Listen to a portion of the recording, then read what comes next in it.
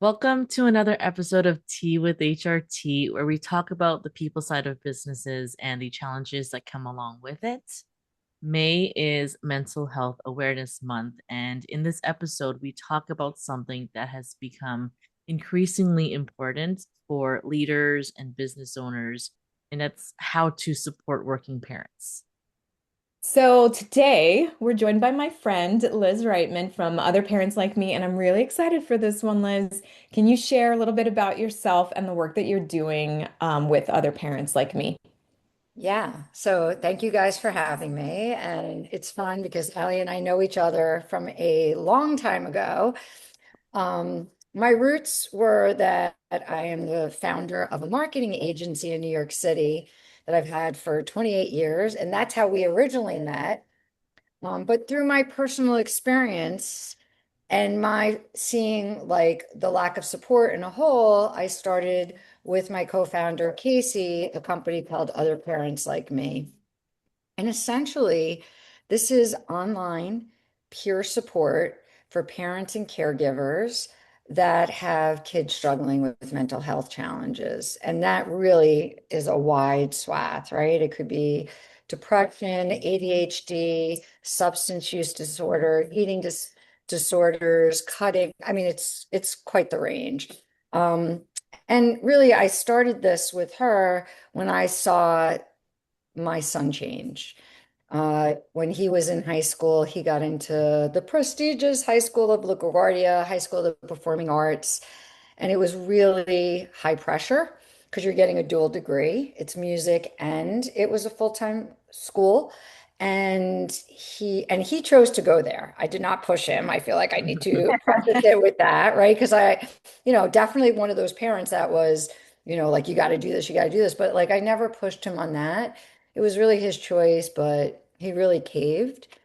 And, I saw this incredible, beautiful boy just change before my eyes and ultimately didn't know how to get help. Like I felt like, oh, I own my own business. I'm a smart lady. I'm from New York City. There's got to be resources. And so ultimately, we found finally, after 2 years, found our path.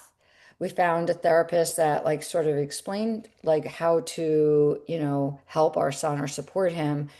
But it shouldn't have been that hard. And when he was at a therapeutic boarding school is where I met my partner, Casey. And it was during COVID where they were not allowing parents to come anymore. Um, and so she started a support group with the 15 families that she had become friends with.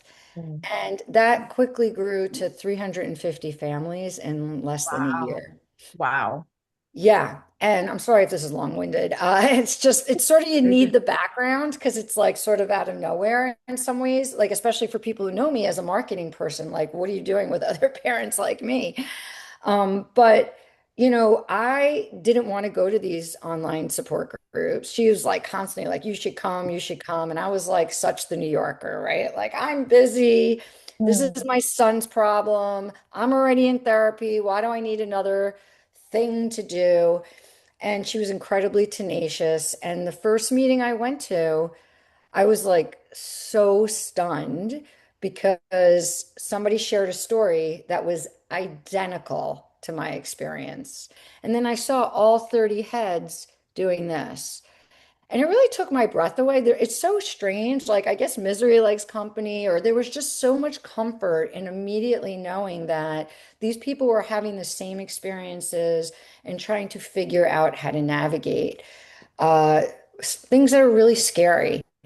And so the owner of that therapeutic boarding school said he saw a marked difference in the therapeutic setting with his parents and these young boys as a result of the families attending these support groups.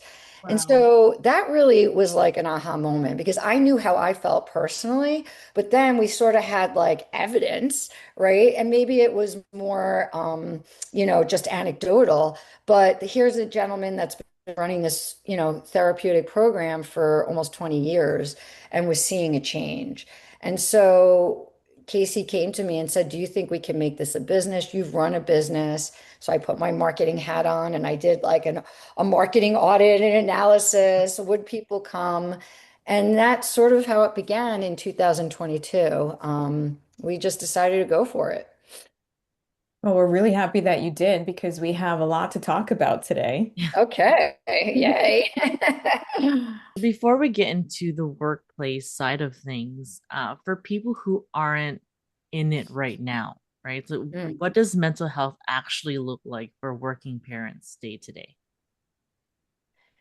Yeah, it's funny because I think people like just think, oh, it's just parents that are struggling, but like, you know, it's 3 of 4 employees are our caregivers. So this does incorporate the workforce, right? And it shows up in lots of different ways, right? So, for example, you get that text message from the school or your kid while you're sitting at your desk. And like, yeah, you're there, but mentally you're not there, right? And I think the term for that is presenteeism, or I don't know, you guys are the experts, but it's Yeah. like, yeah, you're present, but you're not. People are calling in sick, right? Because they're managing their child and what's going on. We're reading about that there's increased turnover, diminished workplace morale, decreased productivity. It could be a damage to the company's reputation if they're not supportive, right? Like, because the thing is, just because it's happening in your home, it's still taking place, right? At the everyday work life.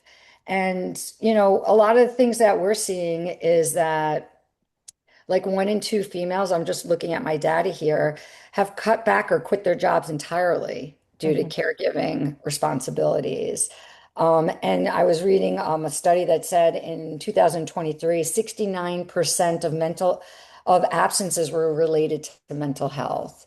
So it's like a real thing, right? It's like it really, I say, leaks into the rest of your world. You cannot compartmentalize what's happening in your home and not have it impact where you are at work. 100%. Liz, when I'm in the workplace, traditionally when I had a boss, and even now that I'm the CEO of my own Mhm.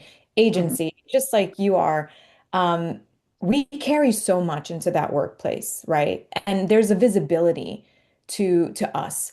And then there's the almost non-visibility of other staff members who are also working parents who are going through that.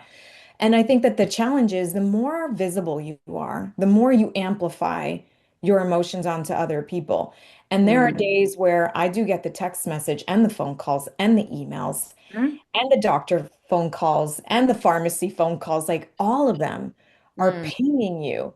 Yes. And you still have to show up with a smile, or you still have to get on a podcast, or you still have to show Yes. up on stage, or Brenda's favorite with me, a camera in your face. It's really, really hard. Yeah. And as a mom of Mhm. children who are diagnosed and it's challenging. And also as a daughter or as a cousin or as a niece to people who deal with this every single day, it takes a huge, huge toll. And we don't see that in the workplace, but then we do in these sort of micro moments. But when you Yes. are so visible, they become macro moments to people. Mhm. Have you seen any shift over the past few years? You started this organization in 2022 and you really took it to another level. You brought some more visibility to it. You brought community to people who really need it, who wanted to kind of feel just like somebody understood them. Yeah. Um, is there something that has always been present in the workplace that maybe has shifted since you've really, sort of honed in on this need of the organizations? Yeah, I mean, it's definitely becoming more of a conversation, right? Mhm. It's getting elevated. And I'm seeing like with PEOs, right? Personal employer organizations, like I belong to one through my agency, and I was really kind of pleased to see that, one of the good parts of having a PEO is that you get extra benefits as a smaller company per se, right? And I started seeing mental health services being offered. They had something for parents who are taking care of their parents, right? Caregiver, where they were getting coached and helped. I saw them all of a sudden offering for mothers who had depression after giving birth. So there was this shift that they're seeing that like there is more support needed. Um, but it's definitely, not where I think it should be, and I've been trying very hard.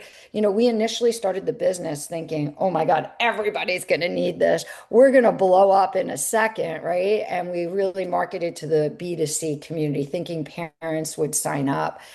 Mhm. What we saw is, and we've done a lot of research and hired outside companies to help us because we were not getting the uptick in the membership that we expected. Right. And there's so much shame still Yeah. associated with it. And I know because I was like, I still like have a hard time really sharing 100%. And I think part of it is because it's not 100% my story. It's also partly my son's story, right? It's still, I'd say, an uphill battle. We have since really pivoted to trying to get companies to pay for this and support their community, right? So then the onus isn't on the parent. And we also really push that you can be anonymous. Like you don't have to turn your camera on. You definitely don't have to put your full name in. You do not even have to share. Like there's so much power in just listening.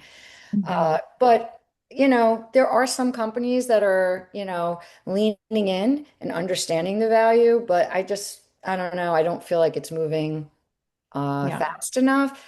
Those conversations are at the forefront, but nobody's really talking about the parents. Like, we're in crisis too. We're on the receiving end of what is happening to our young people. And that's where I'm really trying to advocate and push forward. Like, this isn't just them, it's us as well. And what I've learned, which I did not know through this journey, is that I contributed to my son's challenges, right? Like I'm a part of his story. I own part of it. But the best thing I can do for him is take care of myself and just model what it is to be a good human and have self-care, boundaries, self-regulation.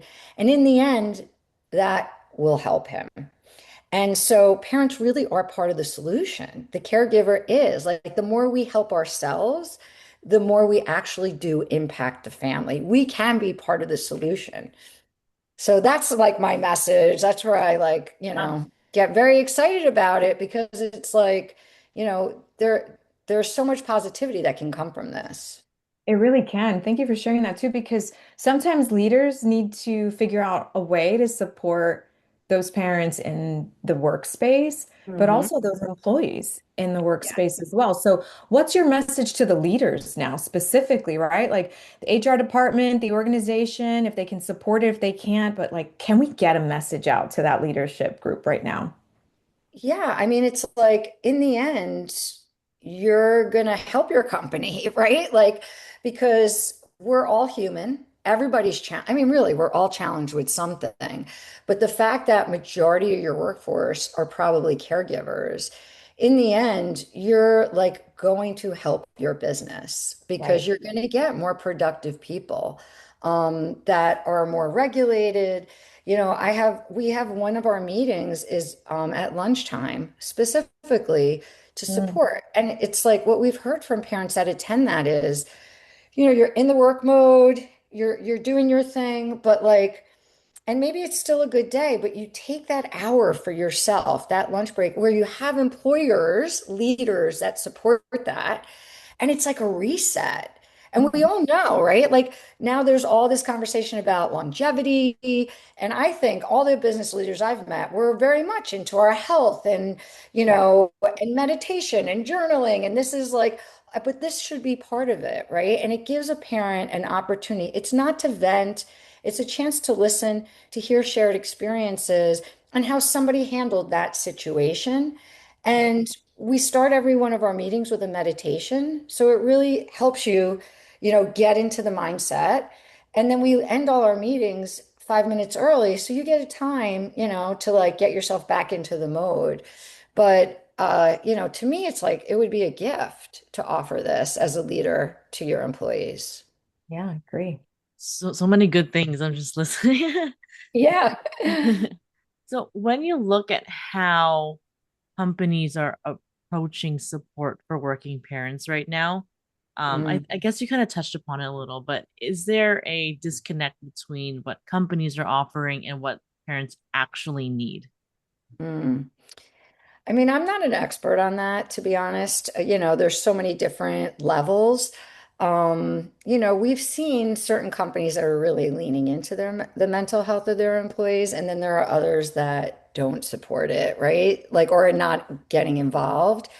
Um, I just, our goal is to make it part of the ecosystem. Like, I think it should just be a no-brainer, right? Like, this is just part of it. Like, somebody's ability to work, also somebody's mental health. I feel like it should go hand in hand. And that's like our goal, right? To be advocates where employers understand, like, we're not just one-sided. And people are bringing to the table every day at work what's happening at the home. Mhm. And really, it's interesting. I say parents and caregivers, but George Washington University is teaming up with us, and they're going to offer this to their parent population, which is incredible, right? Like, I'm so excited. Um, and they have set, like, they're actually helping us because they don't even, they say the way the family dynamic looks, they actually call it like supporters, like student supporters when we're doing our messaging. And then we hear about flexibility all the time. And, there are laws in certain states that require flexibility when it comes to family issues or their own sort of health issues. And so if you don't know what your state's rules are, go ahead and check those out online. But flexibility for a working parent, Mm, um, if it's like here and there. So, right. when I was in an office, and I got that phone call and I had to drop everything and go to the school, Yeah. or I had to, just simply abandon the job in the Right. moment to Right. handle whether it was my own Mhm. well-being in the situation or that of someone else who's under my care, i.e., a child or a parent or someone Right. else. Mm-hmm. There's, flexibility that we get. And I think that the leaders should know what flexibility looks like. And then there's that shift of when it becomes a little bit more chronic and Right. where it starts impacting performance. And Right. so, I think leaders and businesses are not well equipped, and they really need to understand how to do the performance conversation coupled with that. I know you're going through stuff, Yeah. but, right, like that big word of like, I just dismissed the fact that you're going through all this stuff and I still need output from you. And that's true, right? They have a Right. working relationship, right, Liz? Like they're in it because of a business, because of a work output. But then there's that human element that organizations just can't balance, right? So when you hear me saying flexibility, holding job expectations, like what are your thoughts around that from what you've seen as a business owner and what you've seen in your community? Yeah, I think flexibility is the perfect word, right? It's sort of defining. I mean, one of the data points I have is that 40% of men actually hide their mental health issues from from their bosses to avoid career repercussions. Yeah. So I think like the whole idea of flexibility or allowing the conversations to exist and there are no career repercussions, right? That understanding. But like this is why I would hope like aside from the ability to say like yes I have to leave, this came up, or but like to be able to offer this sort of support like what we're giving this other parents like me, like we have 15 groups a week that parents can attend. And we're really proud. Like we have men's only groups. We have two, which is, really kind of unusual. Men are statistically known to not necessarily seek out mental health services the same way the female population is. We have, adoptive parents. We have neurodivergent parents. So, allowing like to offer that to your employees, I think would make such a statement to the organization, right? In terms of saying, like, you can take time and having that flexibility to care for yourself because I know you're going to show up better at the workplace. But I do think it's, like you're saying, it's the conversation. Yes, you're there because you are hired to do a job, but understanding, right? Like, you can only do your job if you're healthy mentally as well, right? Or do it as well as you can. Exactly. And it's all also about fairness and consistency. Mm, Offer it to everyone. Don't yes, just offer it to like you said, just females, like male right, employees or anyone who right. is in the category of getting this sort of support and assistance. It'd be really, really great. And we're not employment attorneys, but we know so many of them.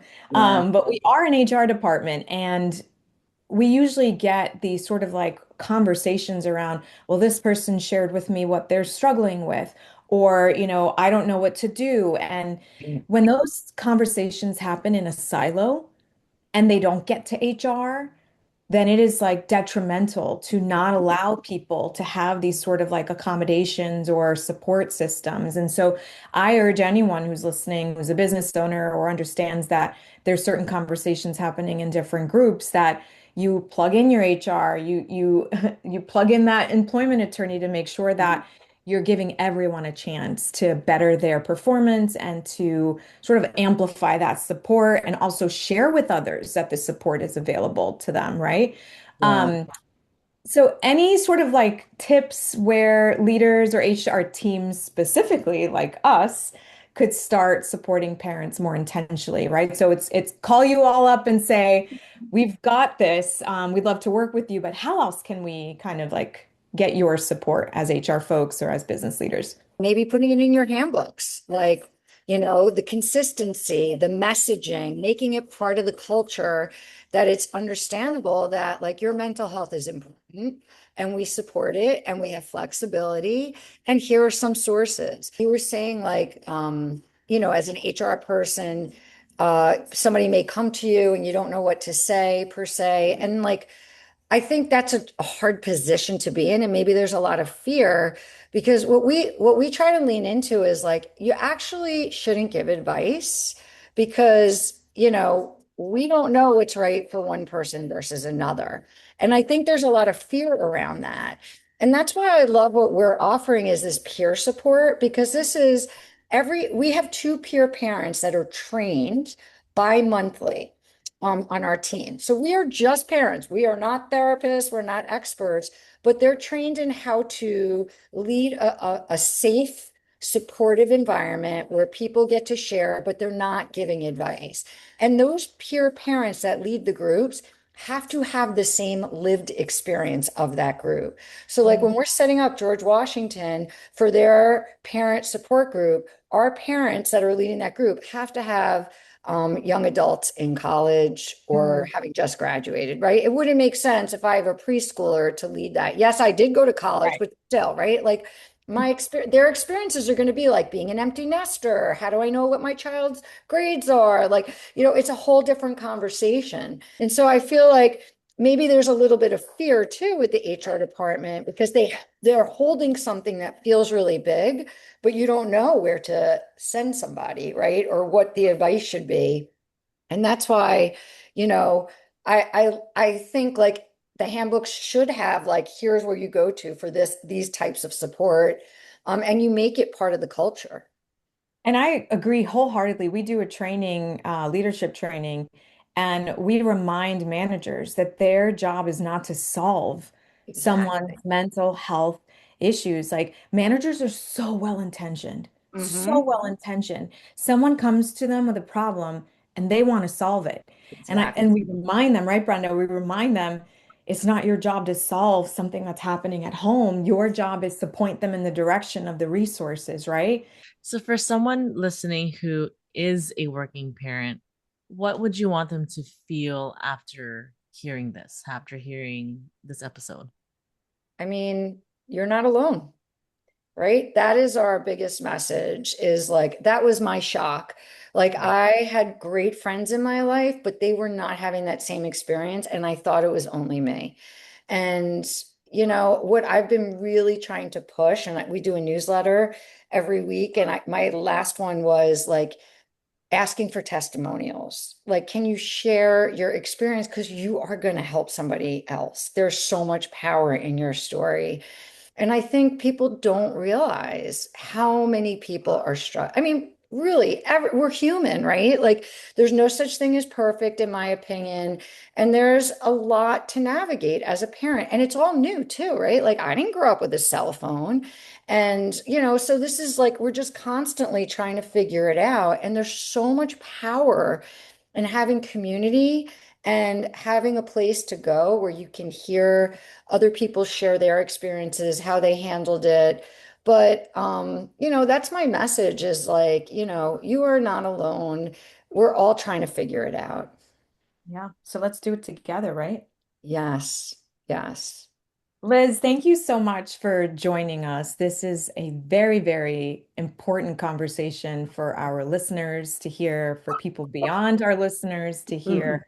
And you mentioned your newsletter. So my question is, where can people learn more about your newsletter, learn more about you, learn more about the work that you're doing with other parents like me? So our website is OPLM.com, and you'll be able to see right there. You can sign up for the newsletter. You can see our array of meetings, support groups that we offer. The other thing is every Thursday we have guest speakers that are experts that come on at 8 p.m. Eastern Standard Time, where you get to raise your hand, interact, ask questions. We have a huge resource hub. And, we have a free level, so you do have access to those resources. And then obviously there's a fee if you want to join our support groups. But, our website tells our story. And it's a great opportunity to like get a little bit more info on, all that's going on. Wonderful. Thank you. Okay, All right. Thank love you, that. Liz. Thank you again for joining us. We cannot end our episode without completing our tea with HRT tradition. So, Eileen's, what are you drinking? I am drinking my usual decaf coffee with a caramel creamer. And my cup today is in honor of our employee appreciation gifts this year Oh, from Sugar Wish. And so Sugar Wish has this wonderful new sort of branding opportunity. And so we sent some really fun treats to our team, including a cup with our logo on it. love that. And Liz, what do you have in your cup? I have my fifth cup of heavy Colombian dark coffee, the opposite Whoa. of And my cup is Southampton because that's where I am right now on the beach, enjoying being caffeinated. Wow. Amazing. And I also have the same cup from Sugar Wish from our employee appreciation gifts. And I have my first coffee of the day. I'm an early riser. All right. Thank you so much. Let's cheers to being more supportive of working parents and just mental health. Cheers. Thank you. Cheers. Thanks for joining us on Tea with HRT. We hope you got some laughs, some insights, and maybe even a few things you can actually use. If you like this episode, subscribe, leave a comment, and tell a friend. Find us on social media, links are all in the description, and let us know what you think or what you want to hear more about at tea@hrtransformed.com. Catch you next time on Tea with HRT.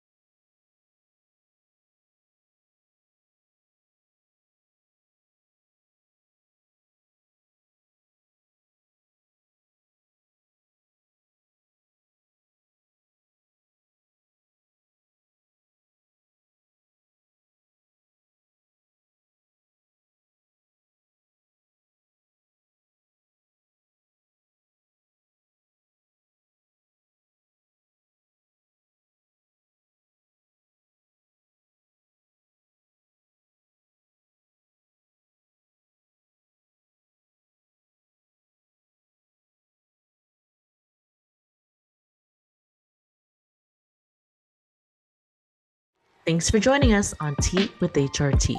We hope you got some laughs, some insights, and maybe even a few things you can actually use. If you like this episode, subscribe, leave a comment, and tell a friend. Find us on social media. Links are all in the description. And let us know what you think or what you want to hear more about at tea@hrtransformed.com. Catch you next time on Tea with HRT.